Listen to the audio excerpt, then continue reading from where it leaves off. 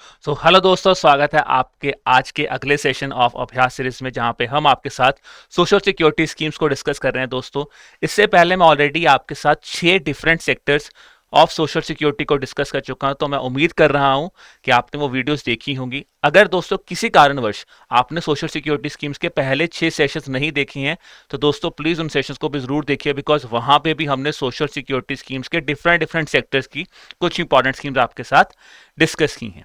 ठीक है दोस्तों, अब अगर मैं आपसे बात करूं कि ये अभ्यास सीरीज मैं क्यों चाहता हूं कि आप ये सेशंस देखें, या फिर मैं क्यों कह रहा हूं कि आपको एमसीक्यूज प्रैक्टिस करने चाहिए, दोस्तों उसका सही आंसर है।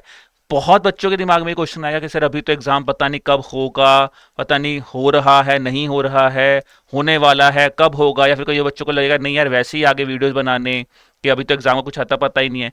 यार एग्जाम जिस मर्जी दिन हो, क्या आप लोग रेडी हो? क्या आप लोगों की प्रैक्टिस उस लेवल की है कि अगर exam, let's take an example, notification आ जाए 2 दिन के बाद और एग्जाम आ जाए 3 महीने के बाद, क्या आप रेडी हो? अपने आप से कभी आपने ये सवाल पूछे? ये सवाल सबसे इंपॉर्टेंट है, बिकॉज अल्टीमेटली इस अभ्यास सीरीज का ऑब्जेक्टिव करवाने का मकसद ही है यार कि आप कम से कम इन लाइन तो रहो, आप कुछ ना कुछ तो करते रहो ना, ताकि जिस दिन भी नोटिफिकेशन गिरे वो सिर्फ आपको एक डेट बताने का जरिया है कि इस दिन ये एग्जाम होगा। वो डेट हमें वहां से क्लैरिफाई होती है और नंबर ऑफ सीट्स क्या है। बाकी तो अगर आपको पता ही है कि मुझे एग्जाम देना है, मुझे तैयारी करनी है, तो आपको तो अभी से ही इसकी प्रैक्टिस कर देनी शुरू कर देनी चाहिए। और इसी ऑब्जेक्टिव के साथ दोस्तों ये जो अभ्यास सीरीज है आपकी मदद कर सकती है कि आप कुछ कुछ क्वेश्चंस तो जो है प्रैक्टिस कर सकते हो ऑफ द डिफरेंट सेगमेंट है। बाकी दोस्तों, वीडियो को शुरू करने से पहले एक इंपॉर्टेंट चीज आप सबके लिए, और जैसे कि मैंने आपको बात किया कि अगर आप एक स्टूडेंट हैं जो कि अर्ली स्टेज ऑफ प्रिपरेशन पे हैं, और या फिर आप एक डिटेल सॉल्यूशन चाहते हैं of the previous year papers of EPFO, तो आप हमारी गाइड बुक को डाउनलोड कर सकते हैं दोस्तों, जिसका लिंक जो है वो आपको डिस्क्रिप्शन में मिला हुआ है। इसके साथ साथ यहाँ पे आपको डिटेल्ड सिलेबस बताया जाएगा कि अगर आपको पॉलिटी पढ़नी है तो पॉलिटी में कौन से चैप्टर्स पढ़ो, अगर आपको क्वांट्स में कुछ पढ़ना है, अगर आपको रीजनिंग में पढ़ना है, अगर आपको हिस्ट्री में पढ़ना है, आपको सोशल सिक्योरिटी एक्ट पढ़ना है, तो किस तरह से क्या क्या चीजें आपको पढ़नी है, किस प्रायोरिटी ऑर्डर में पढ़नी है, इसकी जानकारी भी आपको यहां से मिल सकती है दोस्तों। और ये गाइड बुक जो है वो कंप्लीटली फ्री ऑफ कॉस्ट है दोस्तों। ठीक है, तो लिंक डिस्क्रिप्शन में है, आप इसको डाउनलोड कर लीजिए। बात करते हैं आज के सेशन के, तो आज हम डिस्कस करेंगे दोस्तों सोशल सिक्योरिटी का एक नया कंपोनेंट जिसको बोलते हैं एजुकेशन सेक्टर की स्कीम्स। तो आज का सेक्शन एजुकेशन की कुछ 3 प्रोमिनेंट इंपॉर्टेंट स्कीम्स के ऊपर रहेगा। शुरुआत करते हैं दोस्तों हमारी पहली स्कीम के ऊपर, जिसका नाम है प्रधानमंत्री उच्चतर शिक्षा अभियान। तो ये बेसिकली स्कीम क्या है? एक स्कीम हमारी आती थी राष्ट्रीय उच्चतर शिक्षा अभियान, वो स्कीम अपग्रेड हुई और वो बनी प्रधानमंत्री उच्चतर शिक्षा अभियान। अब सवाल मेरा आपसे यह है कि प्रधानमंत्री उच्चतर शिक्षा अभियान के संदर्भ में यहां पे कौन सी स्टेटमेंट सही है? पीएम उषा स्कीम जो है दोस्तों वो फोकस करती है in upgrading both physical and digital infrastructure in state higher education institutions. क्या भाई देखो, स्टेट की बात करता है, ठीक है। दूसरी स्टेटमेंट बात करते हैं कि स्कीम जो है वो 100% सेंट्रली फंडेड है for all states and union territories. क्या ये चीज सही है? ठीक है, द पीएम उषा स्कीम, ठीक है, PM Usha scheme includes initiatives for faculty training and supports multiple entry and exit system under the national education policy reforms year. तो क्या ये स्टेटमेंट सही है? आपको मुझे बताना है कि यहां पे कौन सी स्टेटमेंट जो है वो सही है, बताइए।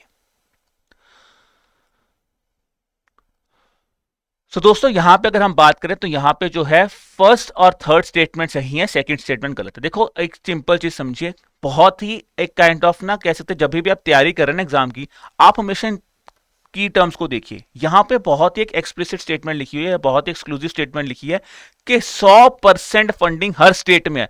तो यार 100% फंडिंग नहीं है, फंडिंग पैटर्न नॉर्मल है जैसा कि बाकी स्टेट्स में भी, बाकी स्कीम्स में भी होता है कि वही फंडिंग पैटर्न चल रहा है। 60:40 in the states, north east में 90:10 और 100% होता है उन यूनियन टेरिटरीज में जिनमें अभी तक लेजिस्लेचर नहीं है। बात करते हैं पीएम उषा स्कीम की, तो ऑब्वियसली दोस्तों इसका वन ऑफ द ऑब्जेक्टिव यही है कि हमें जो है अपने फिजिकल और डिजिटल इंफ्रास्ट्रक्चर दोनों को ही बढ़ाना है, ताकि हम अपने स्टेट हायर एजुकेशन इंस्टीट्यूशन जो हैं उनको बेहतर कर सकें। यही ऑब्जेक्टिव है। उच्चतर का मतलब क्या है? बेटर एजुकेशन आपको प्रोवाइड कर सके। अब इस कंटेक्स्ट में आप क्या चाहते हैं? डिजिटल और पब्लिक का फिजिकल का मतलब क्या है? यार आप स्मार्ट क्लासरूम्स बनाओ, लैब्स बेहतर बनाओ, हमें इंफॉर्मेशन कम्युनिकेशन टेक्नोलॉजी का इंफ्रास्ट्रक्चर चाहिए, बिकॉज अगर हम एआई की बात करें तो हमें बेटर इंफ्रास्ट्रक्चर तो चाहिए ना। वो ये स्कीम दे रही है, उसका ऑब्जेक्टिव बेसिकली स्कीम का यही है। अगर मैं स्कीम की बात करूं दोस्तों, तो बेसिकली इसके अंतर्गत फैकल्टी ट्रेनिंग भी दी जाती है। बिल्कुल सही है, फैकल्टी ट्रेनिंग दी जाती है ताकि आपको फैकल्टीज को भी रिफॉर्म करना, बाद बाद में ट्रेनिंग इसलिए जरूरी है क्योंकि अल्टीमेटली आपके चाहते हैं फैकल्टीज भी अपग्रेड होती रहें, उनको भी लेटेस्ट इंफॉर्मेशन, लेटेस्ट टेक्नोलॉजी जो है, लेटेस्ट जो भी इंफॉर्मेशन है उससे वो अपग्रेड होते रहे, अपने करिकुलम्स को रिफॉर्म करते रहें। ये चीज थी।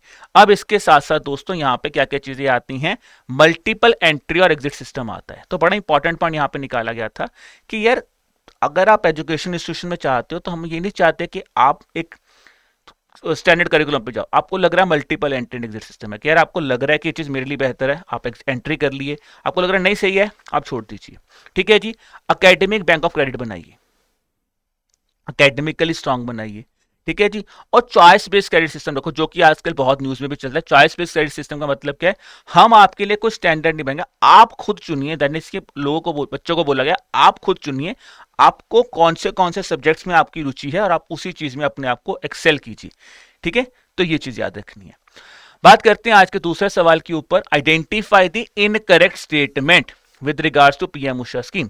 स्कीम जो है दोस्तों 2020 में लॉन्च की गई थी, immediately after the announcement of national education policy. क्या ये स्टेटमेंट सही है? क्या एजुकेशन पॉलिसी के इमीडिएटली बाद ये पीएम उषा स्कीम लॉन्च कर दी गई थी? It excludes unaccredited colleges from receiving grants. क्या ये स्टेटमेंट सही है कि हम अक्रेडिटेड या अनअक्रेडिटेड कॉलेजेस को ग्रांट्स लेने से रोक रहे हैं?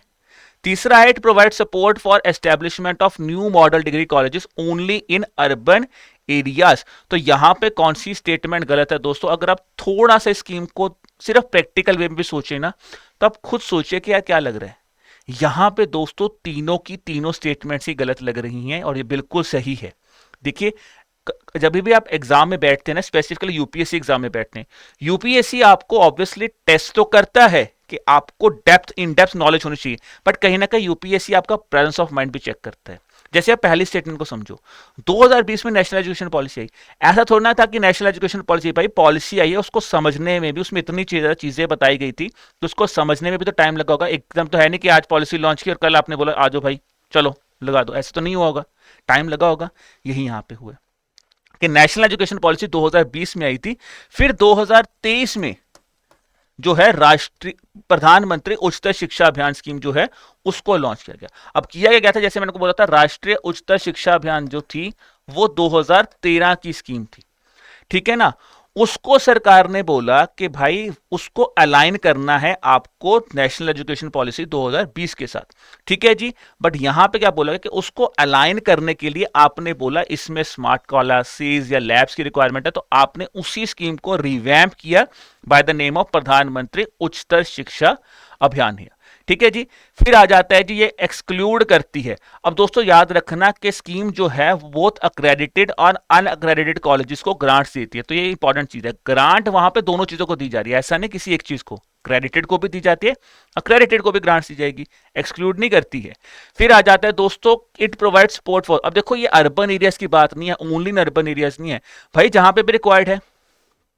न्यू मॉडल डिग्री कॉलेजेस जो हैं हम बेसिकली उन डिस्ट्रिक्ट्स में बनाएंगे जहां पे लैक है, जहां पे लैक ऑफ गवर्नमेंट या फिर गवर्नमेंट एडेड इंस्टीट्यूशंस है ही नहीं, वहां पे प्रायोरिटी दी जा रही है। तो ऐसा नहीं है कि अर्बन है या रूरल है, भाई जहां पे भी होगा, अगर वहां पे प्रॉपर इंफ्रास्ट्रक्चर नहीं है तो हम न्यू मॉडल डिग्री कॉलेजेस यहां पे बनाएंगे।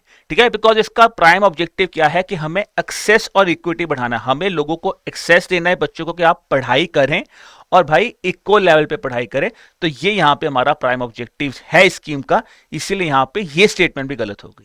ठीक है दोस्तों, तो ये था हमारा answer with respect to second question. अब बात करते हैं हमारा तीसरा सवाल, जो कि बात आता है दोस्तों प्रधानमंत्री उच्चतर शिक्षा अभियान के अंतर्गत एक ऑब्जेक्टिव है ग्रांट टू स्ट्रेंथन कॉलेजेस। अब आपको मुझे बताना उसके अंतर्गत कितने इंस्टीट्यूशंस हैं, while gender inclusion and equity initiative के अंतर्गत जो है वो कितने डिस्ट्रिक्ट्स में इंप्लीमेंट होगा। अब देखो ये जो क्वेश्चन है ना, बहुत बच्चों के माइंड में ये सवाल आएगा सर इतना रट्टा कौन मारेगा, इतना क्लैरिफिकेशन रिक्वायर्ड है, क्योंकि यार ये ना कोई ऐसा फैक्ट नहीं है जो मैं आपके बोलूं कि सब्जेक्टिव चेंज है, ये स्कीम का ही कोर फैक्ट है। जैसे हम बात करते हैं कि लॉन्च इंपॉर्टेंट है, एलिजिबिलिटी इंपॉर्टेंट है, वैसे ही अगर कोई स्पेसिफिक टारगेट या ग्रांट्स दी जाए तो वो भी इंपॉर्टेंट बन जाता है, इसलिए ये क्वेश्चन इंपॉर्टेंट बन जाता है। अदरवाइज तो जैसे मैं आपको बोलूं कि यार जो चीजें बदलती रहती हैं वो रेलिवेंट नहीं होती। तो इसका सही आंसर क्या है दोस्तों? इसका सही आंसर है ऑप्शन नंबर बी। अब स्कीम के अंतर्गत क्या बोला गया है कि जो ये कंपोनेंट है grant to strengthen the colleges, यहां पे 401 कॉलेजेस जो हैं अक्रेडिटेड अनअक्रेडिटेड मिला के हम उसको ग्रांट प्रोवाइड करेंगे स्कीम के अंतर्गत। ठीक है जी। फिर अगर मैं बात करूं gender inclusion and equity initiatives के बारे में दोस्तों, तो यहां पे बेसिकली क्या बोला गया, हम लोग 50 डिस्ट्रिक्ट्स जो हैं उसमें इंप्लीमेंट करेंगे, और वो भी कौन सी डिस्ट्रिक्ट्स होंगी जहां पे ऑब्वियसली बात है जहां पे हाई पॉपुलेशन हो गया, SC OBC ST women population का, जहां पे उनकी पॉपुलेशन ज्यादा। दूसरी बात यह है कि एक्सेस नहीं है। तो देखो ये चीज जब भी याद रखना, अगर आप कोई भी स्कीम पढ़ रहे हो ना और कहीं ना कहीं इक्विटी की बात आती है या सोशल अपलिफ्टमेंट की बात आती है, तो आप हमेशा देखना ये कॉमनैलिटी है SC ST women entrepreneurs, because ये कहीं ना कहीं हम ये सेक्टर्स को माना गया और देखा भी गया है इन सेक्टर्स को अपलिफ्ट होने के चांसेस ही बहुत कम मिले हैं। तो इनको अपलिफ्ट करने के लिए, इनको पूरा आगे लाने के लिए, इसीलिए गवर्नमेंट हमेशा इन पे स्पेशल फोकस करेगा। तो स्पेशल फोकस एरियाज में ये चीजें मेजॉरिटी ऑफ स्कीम जब आप देखोगे ना यहां पे ही होंगी। ठीक है दोस्तों, तो ये था जी अबाउट द प्रधानमंत्री उच्चतर शिक्षा अभियान। अब बात करते हैं आज के अगली स्कीम के ऊपर, समग्र शिक्षा अभियान।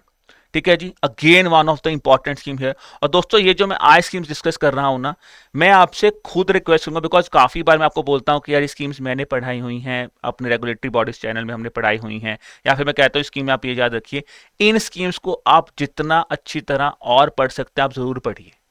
काफी पॉइंट्स मैं आपको यहां पे बता के जा रहा हूं, बट फिर भी मैं आपसे एक रिक्वेस्ट करूंगा कि इन स्कीम्स को अच्छी तरह जरूर पढ़ के जाना, बिकॉज ये यूपीएससी का पेपर है और एजुकेशन एक ऐसा सेक्टर जो कि बहुत ही इंपॉर्टेंट सेक्टर बन जाता है जब भी आप सोशल सिक्योरिटी कंपोनेंट्स की बात करो। ठीक है, ऐसा नहीं क्वेश्चंस बहुत ज्यादा है, बट यार ये स्कीम्स काफी स्कीम्स है, तो इसको आप एक बार पढ़ के जाना। स्पेसिफिकली समग्र शिक्षा अभियान के बारे में जितना पढ़ सकते हो पढ़ के जाना। ठीक है जी, अब आते हैं जी स्कीम्स समग्र शिक्षा अभियान के ऊपर। The scheme support states and union territories in implementing the right to education act 2009 including the reimbursement under section 12 subsection 1 clause C. अब देखो इतने सबसेक्शन याद रखना, सिर्फ सेक्शन 12 याद रखोगे तो सब क्लॉज सी सू इतना ज्यादा रिक्वायर्ड नहीं है, बट आइडिया लेना। दूसरा आता है दोस्तों सेल्फ डिफेंस ट्रेनिंग, जो इस स्कीम के अंतर्गत दी जाएगी। It is made for girls from class 6 to 12 with increased assistance of ₹5,000 per girl। Residential schools बनाए जाएंगे लाइक नेताजी सुभाष चंद्र बोस अवसियास are only available to children in urban centres. तो अब देखो यहां पे फिर ये वर्ड आ गया ओनली। यूपीएससी में जब भी आपको एग्जाम देना है दोस्तों, तो ये कीवर्ड याद रखना, only, not only, exclusively, inclusively. ये ऐसे कीवर्ड्स हैं जहां पे सबसे पहले हमारा ध्यान जाना चाहिए जब भी हम एग्जाम्स की तैयारी कर रहे हैं, बिकॉज मेजॉरिटी ऑफ खेल जो है यहीं पे खेला जाता है, ओनली है, एक्सक्लूसिवली है, ऐसी चीजों पे। ठीक है जी, तो बताइए दोस्तों यहां पे कौन सी स्टेटमेंट सही है? तो यहां पे दोस्तों जो है ऑप्शन नंबर ए 1 और 2 जो है यहां पे सही है, तीसरी स्टेटमेंट गलत है। और उसका रीजन भी मैंने आपको यही बता दिया है कि जो नेताजी सुभाष चंद्र बोस अवश्याज हैं, जो बेसिकली आप हॉस्टल्स कह सकते हो, वो जो बनाए गए हैं, रेजिडेंशियल स्कूल्स बनाए गए हैं, वो बेसिकली दोस्तों अवेलेबल है अर्बन एरियाज के नहीं है, वो बनाए ही गए हैं हिली, रिमोट और रूरल एरियाज में। ठीक है जी, वो बनाए गए हैं हिली, रिमोट और अर्बन एरियाज के लिए। ठीक है दोस्तों, तो ये आपको यहाँ पे याद रखना है। बाकी मैं बात करूँ डिफेंस ट्रेनिंग के लिए, ऑब्वियसली दोस्तों लड़कियों को 5,000 रुपए दिए जाते हैं। ठीक है, फॉर ट्रेनिंग ऑल्सो, क्योंकि हमारा ऑब्जेक्टिव सिर्फ एजुकेशन प्रोवाइड करना नहीं है, वुमेन सेफ्टी भी इसका ऑब्जेक्टिव है। ठीक है जी, तो ये आपको यहाँ पे याद रखना है।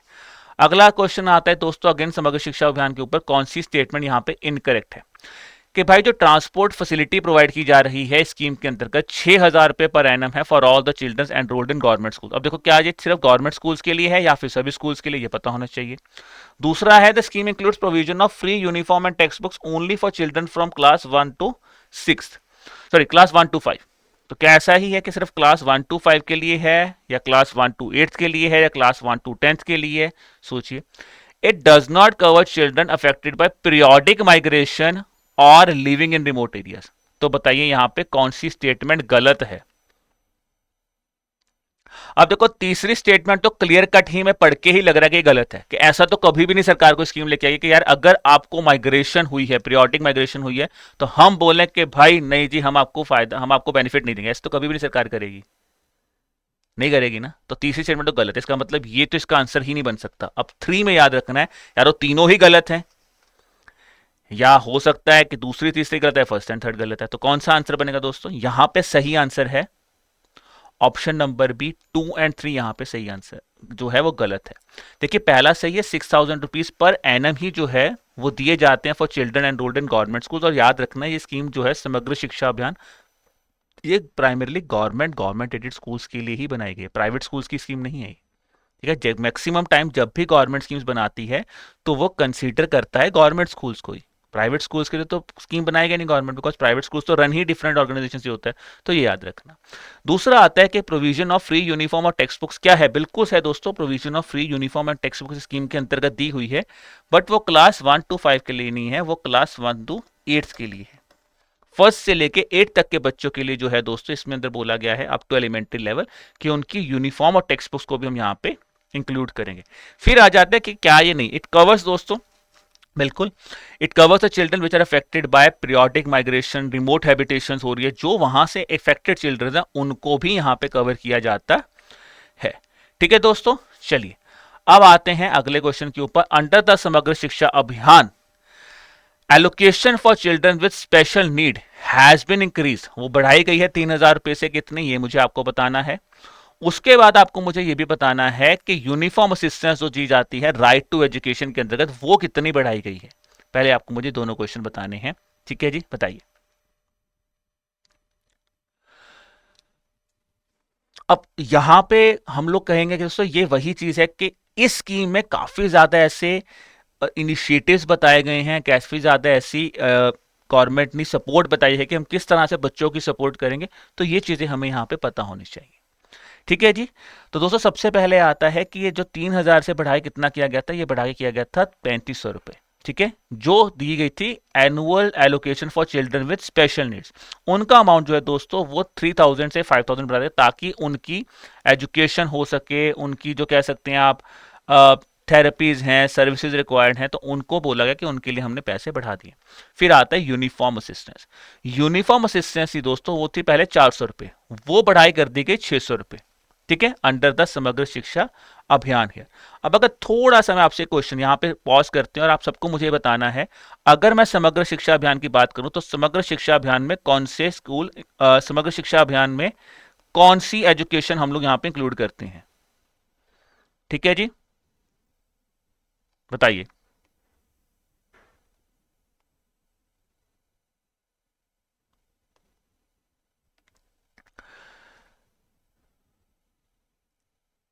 ठीक है जी, बताइए।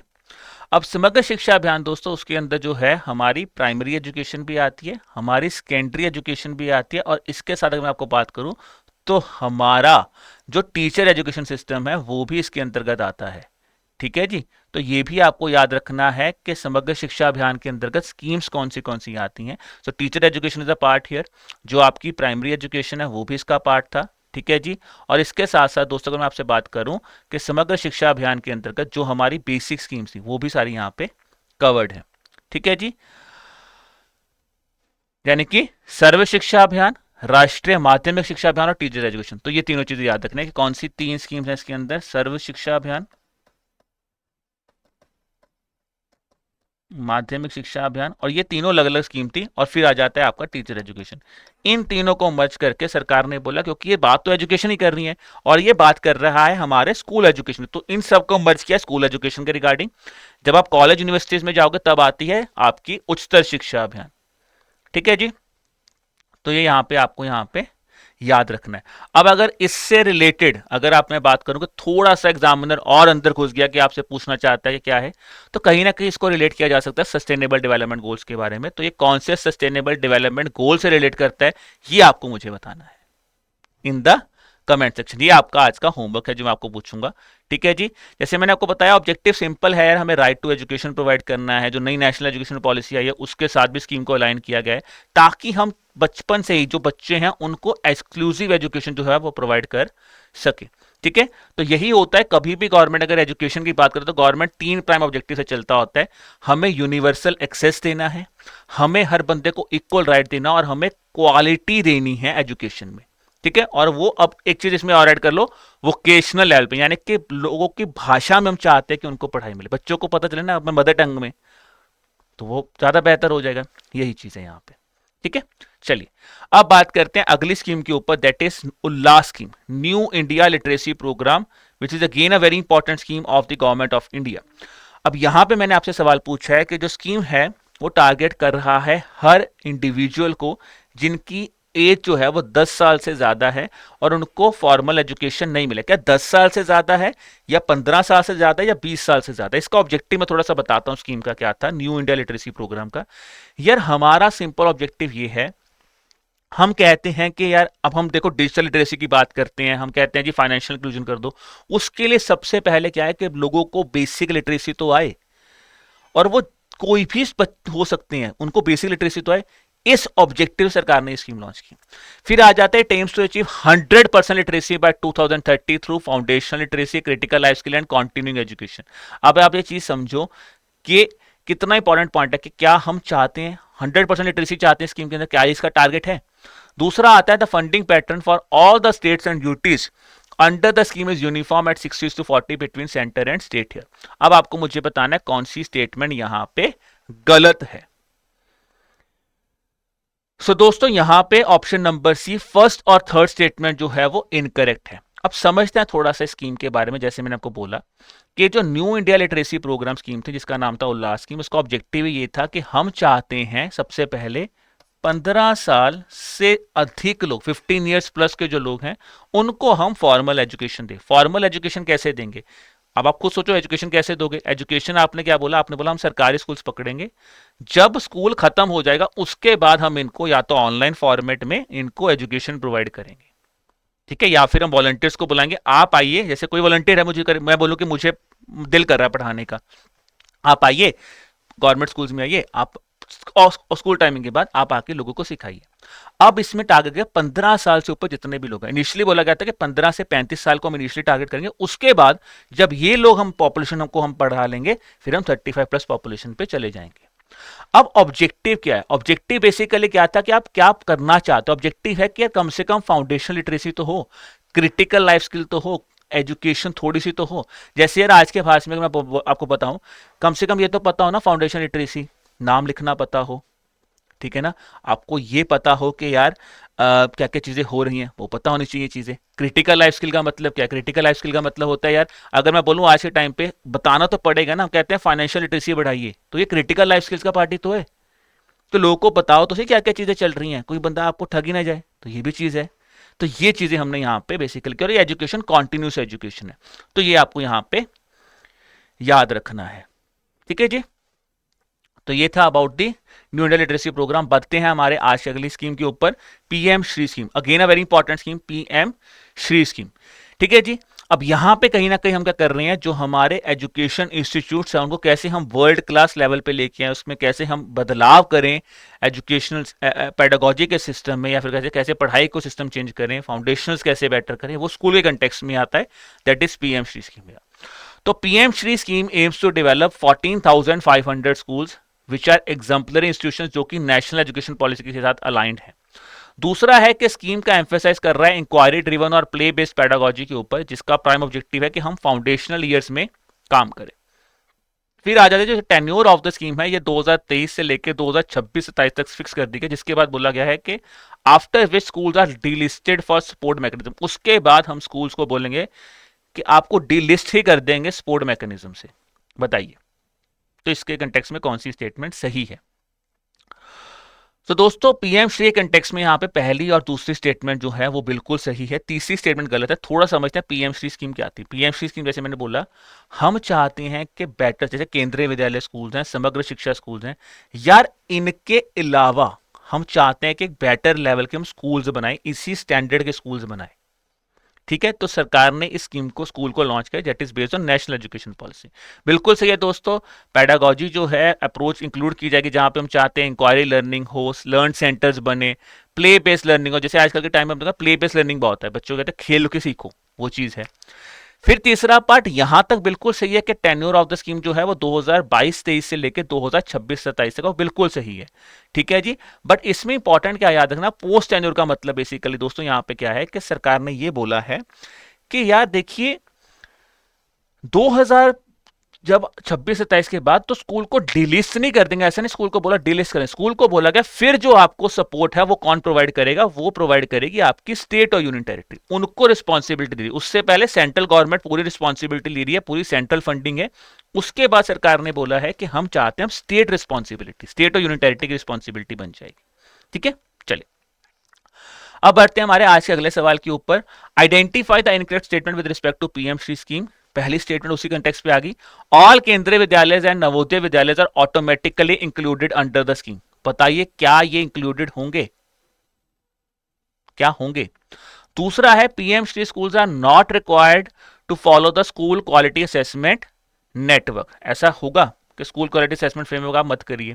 तीसरा आता ओनली वन स्कूल पर district can be selected under the scheme. कैसा है जी, सिर्फ एक स्कूल मिलेगा या दो मिलेंगे या तीन मिलेंगे, कितना क्या है ये स्टेटमेंट? तो देखिए दोस्तों यहां पे आता है, अगर मैं बोलूं कि कौन सी स्टेटमेंट गलत है, यहां पे सभी की सभी स्टेटमेंट्स ही गलत है। सबसे पहली बात जो मैं अभी आपको बता रहा था, केंद्रीय विद्यालय और नवोदय विद्यालय के कंटेक्स्ट में आता है, बट यहां पे क्या है कि आप क्या करोगे, इन्हीं में से कुछ स्कूल्स को उठाओगे, केंद्रीय विद्यालय और नवोदय विद्यालय में से कुछ स्कूल्स बनाओगे और इसी को आप कह सकते हो एक हाई क्लास स्कूल्स बना दोगे, दैट इज प्रीएमसी स्कूल्स। यानी थोड़ा सा मैंने मिसस्पेल कर दिया इससे पहले कि वो इंक्लूडेड नहीं है, देखिए वो इंक्लूड होंगे, उनमें से कुछ सिलेक्टेड स्कूल्स जो इंक्लूड किए जाएंगे। ठीक है, चलो दूसरी बात, ये नहीं बोला गया कि स्कूल क्वालिटी असेसमेंट फ्रेमवर्क से आप बाहर हो जाइए, ये बोला गया कि ये तो मस्ट है आप पे, इनके लिए तो मस्ट कर दिया गया कि भाई आपको तो ये फॉलो ही करना है, उसके अंतर्गत जो भी इंडिकेटर्स हैं वो आपको फॉलो करने हैं। फिर बोला गया ओनली वन स्कूल, नहीं जी एक स्कूल नहीं दोस्तों, ओनली टू स्कूल्स, दो स्कूल पर डिस्ट्रिक्ट जो है वो सिलेक्ट किए जाएंगे पीएम श्री स्कीम के अंतर्गत। ठीक है, उसके अंदर क्या हो सकता है कि जैसे देखिए अगर जो हमारी बॉडी, जो हमारी अर्बन लोकल बॉडीज हैं या जो डिस्ट्रिक्ट अथॉरिटीज हैं वो सिलेक्ट करेंगे दो प्रोमिनेंट स्कूल्स। ठीक है, अब आते हैं आज के होमवर्क क्वेश्चन के ऊपर कि under the PM Shri scheme a total of how much crore has been allocated with dash as a central share. अब दोस्तों मैं बात करूं इस स्कीम के बारे में, ठीक है ना, तो ये जो स्कीम है, again the reason of asking this question is कि बहुत बच्चे सोचेंगे सर एलोकेशन कौन याद करेगा। बिल्कुल सही है, ये क्वेश्चन मैंने इसलिए इंटेंशन से डाला था कि अगर इस तरह के क्वेश्चन आप प्रैक्टिस कर रहे हैं तो प्लीज प्रैक्टिस मत कीजिए, कभी भी यूपीएससी यहां पे नहीं खेलेगा। यही रीजन है इस क्वेश्चन को डालने का कि ये क्वेश्चन हमारे लिए इतना वैलिड नहीं है।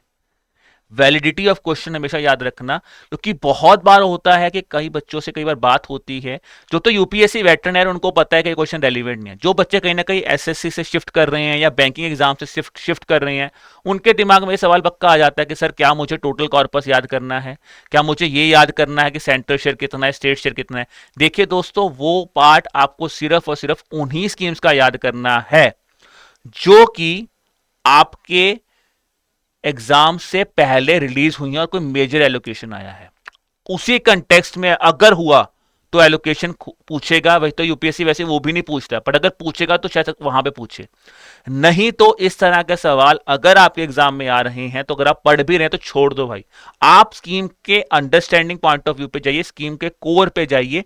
ऐसा मत याद कीजिए कि फंडिंग एलोकेशन नहीं आता छोड़ दो यार, एलिजिबिलिटी पता है, की फीचर्स पता है, स्कीम का टारगेट पता है, ये इंपॉर्टेंट पार्ट है, यहां पे खेलना है।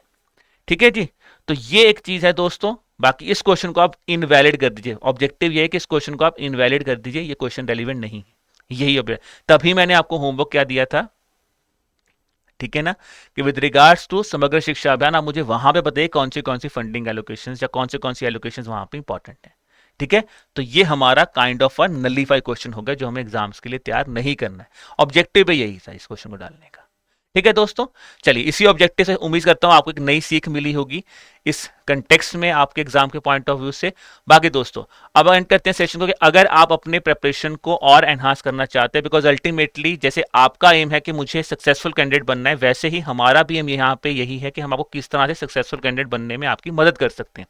इसके लिए दोस्तों बेसिकली हम आपको 3 तरह के कोर्सेज ऑफर कर रहे हैं। पहला आता है हमारा मास्टर कोर्स। अगर आप एक ऐसे एस्पिरेंट हैं जिन्होंने कभी यूपीएससी का पेपर नहीं दिया है, आपने एसएससी का पेपर दिया है, या फिर आप बैंकिंग एस्पिरेंट और यूपीएससी की तैयारी करना, ईपीएफओ एपीएफसी की तैयारी करना चाहते हैं और आपको कोई आइडिया नहीं, तो आप हमारे मास्टर कोर्स की हेल्प ले सकते हैं फॉर बेसिक्स और यूपीएससी और प्लस इसमें स्पेशल सब्जेक्ट्स जो भी होंगे। अगर आप एक यूपीएससी एस्पिरेंट हैं और आपको लग रहा है कि मेरे यूपीएससी वाला पार्ट सही है, मेरा क्यूआरई सही है, because I have performed well there, और मुझे सिर्फ स्पेशल सब्जेक्ट्स पे ही फोकस करना है, तो आप हमारे स्पेशल सब्जेक्ट्स कोर्स के साथ जुड़ सकते हैं, जहाँ पे इंडस्ट्रियल रिलेशन, लेबर लॉज, आप यहाँ पे जुड़ सकते हैं। फिर आ जाता है दोस्तों, अगर आपको लगता है कि मैं एक वेटरन एस्पिरेंट हूँ, मैंने खुद तैयारी की है और मैं सब कुछ कर लूंगा, बस मुझे टेस्ट करना है, जैसे कि आज आपने अपने अभ्यास सीरीज में जैसे आप अपने आप को टेस्ट कर रहे हो, इसी तरह के और सवाल अगर आपने आपको टेस्ट करने हैं, तो उसके लिए आप क्या कर सकते हैं, आप हमारी टेस्ट सीरीज का भी यूटिलाइज कर सकते हैं। इन तीनों कोर्सेज के बारे में दोस्तों लिंक्स आपको डिस्क्रिप्शन में दिए हैं। बाकी अगर आपको और जानकारी लेनी है तो आप हमें ईमेल कर सकते हैं at hello@edutap.co.in, और आप हमें कॉल भी कर सकते हैं ऑन द नंबर 8146207241। ठीक है दोस्तों, तो मिलते हैं आपको नेक्स्ट वीक अगले अभ्यास सीरीज सेशन के साथ। और प्लीज अगर आपके मन में कोई ऐसा सेक्टर है जिसमें आप चाहते हैं कि हम उस पर आपके सेशंस लेके आए या उस स्कीम के ऊपर क्वेश्चंस लेके आए, तो प्लीज आप उसके बारे में भी हमें कमेंट कर सकते हैं। ठीक है दोस्तों, चलिए मिलते हैं आपको नेक्स्ट डे। तब तक के लिए मेहनत करते रहिए, पढ़ते रहिए। Bye bye.